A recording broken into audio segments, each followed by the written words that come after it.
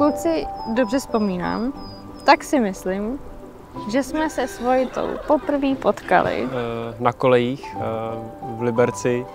Na nějaké hodině gymnastiky, kde studujeme pořád stále učitelský obor. To jsem řekl jak kreten. Já jsem ho asi úplně neregistrovala a poprvé si ho pamatuju na zkoušce z anatomie, kdy mě pak doprovázel na autobus a zapamatoval si, co jsem měla na sobě přesně. Víceméně od samého začátku jsem věděl, že ona je ta pravá. Že jsem se o ní snažil dostatečně dlouho, každý mi říkal, že to už nemá cenu, protože mě pořád odmítala a nakonec jsem docílil toho, čeho jsem chtěl. Ale to bylo poprvé, co jsme se poznali a tím to asi tak jako začalo. Hlouběji jste se seznámili na oslavě 21. narozenin ženicha, a to 8.11.2021, kde se ženich předčasně společensky unavil a před půlnocí se mu udělalo tak špatně, že jediný, kdo se odhodlal následky uklidit, byla nynější nevěsta. Jako poděkování dal za to tu službu Vojtěch Elišce květinu a do 3 měsíců jste spolu začali chodit. Určitě chci být takovou oporou a vzorem, jako mi je Eliška vlastně mě. Minimálně toho bych chtěl docílit, protože se mi líbí ta její cílevědomost a ta síla myšlenky, že když v něco věřím, tak se to prostě vydaří. Už jsme s Eliškou podnikli několik cest ve formě čundru, kdy jsme vzali prostě baťoch, salám Vysočiny a prostě jsme šli pěšky a někde jsme přenocovali. Zároveň jsme podnikli ale i cestu do Thajska na 1,5 měsíce, kde jsme se zasnoubili. A to byl taky teda neuvěřitelný boj o to požádat Elišku o ruku, protože tam bylo plno nepříznivých vlivů. A hrozně rádi na to vzpomínáme, protože ve finále já to plánoval už asi 4krát a vždycky mi to překazilo to, že jsem si nevzal probiotika a pak jsem se posral. Jenom doufám, že prostě se nám bude dařit a že to, co cítíme teď, budeme cítit i za 30-50 let a že budeme takovým vzorem pro naše děti, jako jsou vzorem naši rodiče.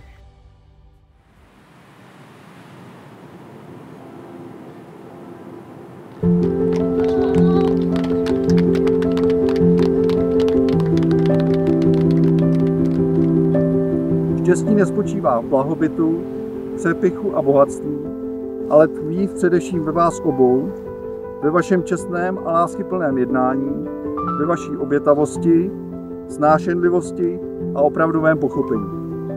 Ve vzájemné věrnosti a schopnosti odpuštění. Nezapomeňte nikdy ve svém životě na své rodiče. Věnujte jim vždy lásku a úctu, protože to byli oni, kteří vás uvedli do života s láskou a přes mnoha strádání vás vychovali. Za to jim buďte vždy vděční, neboť vaše děti budou jednou oplácet vám stejnou měrou. Manželství vznikne kladnou odpovědí obou snoubenců. Ano! Ano!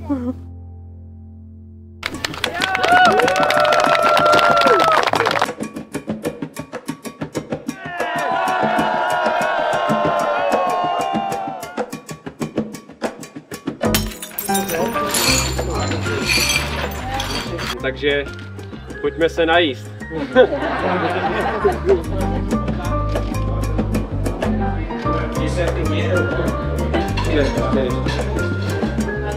To pravé seznámení nastalo až před 1213 dny. Za okolností, který já bych neprobíral, ale odávající už to řekl, takže to už znáte. Od té doby začali ovlivňovat jeden druhýho, takže třeba Vojta přived Elišku k fotbalu, ke Spartě a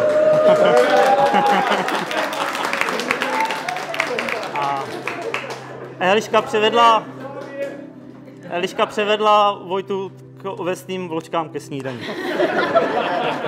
Takže tímto tě, Vojto, vítám do nové rodiny, dávám ti svou Elišku, přeju vám oběma mnoho zdraví, štěstí a porozumění a ať váš společný život je plný lásky a pochopení a vaše hřiště společného života ať nezná autů a trestných kol.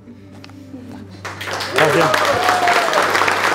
Eliško, jsem rád, že máš Vojtu. Já jsem to na svatbě taky slyšel a je to tak originální, že mně se to vlastně celý život líbí. A Vojto, jsem rád, že máš Elišku. Máme vás moc rádi, oba dva. Chtěl jsem ještě pozdravit a vzpomenout si na ty všechny nahoře, který by tady s námi určitě rádi byli, vidějí nás a my na ně myslíme. A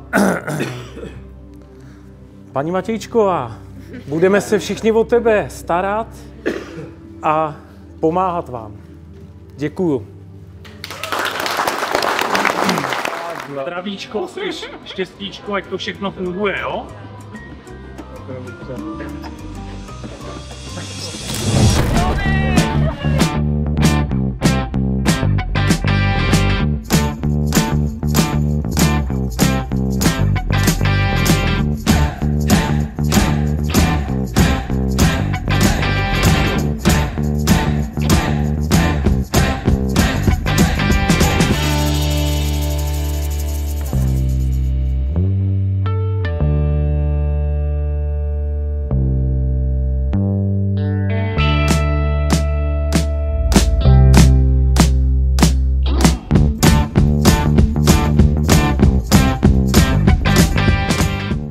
Kdo z vás má častěji pravdu?